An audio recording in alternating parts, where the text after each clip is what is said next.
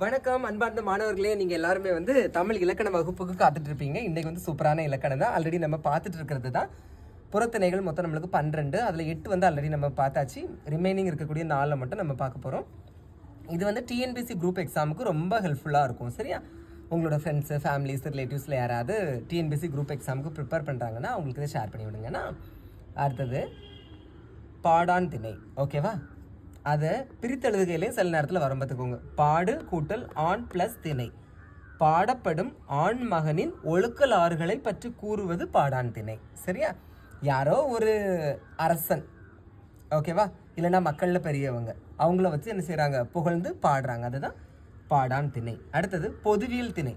நம்மளுக்கு மொத்தம் இந்த வெற்றில இருந்து இந்த பாடான் திணை வரைக்கும் இருக்குது பார்த்தீங்களா? அந்த அவ்வளோ திணைகளுக்கும் பொதுவான செய்திகளையும், அந்த திணைகளில் ஏதாவது மிஸ் ஆயிடுச்சு அப்படின்னா அந்த செய்திகளை இந்த பொதுவியல் திணையில் என்ன செய்வாங்க, சொல்லியிருப்பாங்க. சரி, அடுத்தது கைக்கிளை. இது ஒருதலை காமம்.